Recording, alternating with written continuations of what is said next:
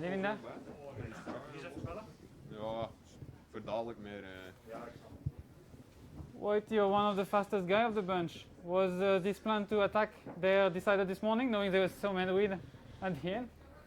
No, it was definitely not decided this morning, but I think it's always a good tactic to do the opposite from what guys expect from you. So yeah, it's going over the Bosberg. It's the last difficulty, and it's for sure you end up in a hard situation if you're one of the fastest guys. So until there, me and Tish were very active in the final and always in control on the others, I guess.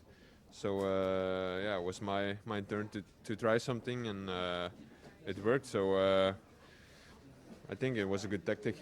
Yeah, I think you said that today was also a first test for your team. The way you work together with Tish, with the others, it turned out quite well.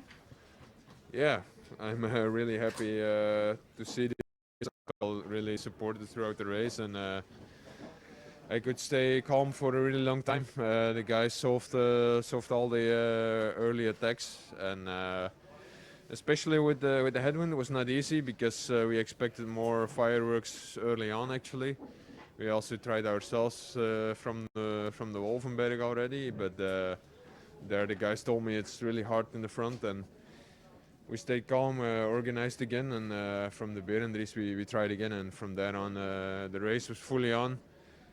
And with Tish, I had a really strong teammate in the front. He put me in a really good position by going solo before the Muur. I could take a final breath before the final, and this was a big advantage on the others. Victory on day one for your first road race of the year. What's your secret to keep your shape always well timed like that? Training. Yeah, but you can pick too early. I mean, it's things we see. You seem to have found the good balance.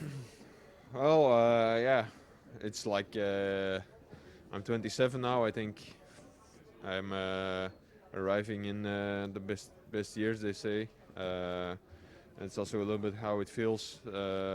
Cross season went really good, and afterwards took a bigger break than usual to prepare this road season, and I was well prepared coming here.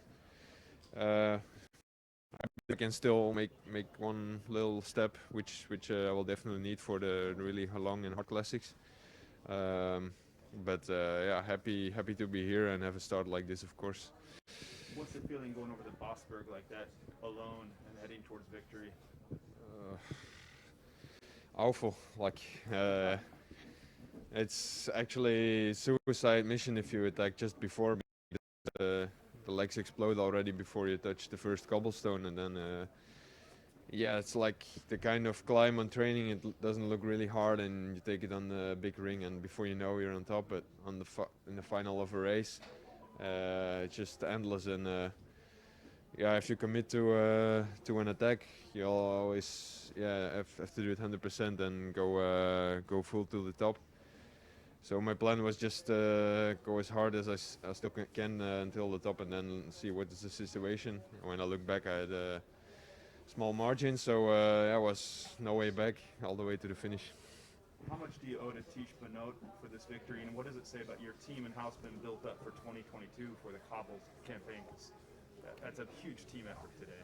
Yeah, it's amazing. I mean, not only Tish, the whole team was there today. Eduardo Affini was pulling from the first kilometer. Like the majority of our group was not racing before, and still they managed to put us again in the favorite role. Nobody wants to help us. Took really long. It's always strange, but we didn't look to others. We built on our own strength, and Edo was, I think, still there with 40 kilometers to go. So it was the first guy who was really strong, and from there on, all the guys were in position where we needed to be, covered all the early attacks, and from the Berendries, me and Tish were in the front, and we did a really strong final together, and obviously this was something I was missing before. All right.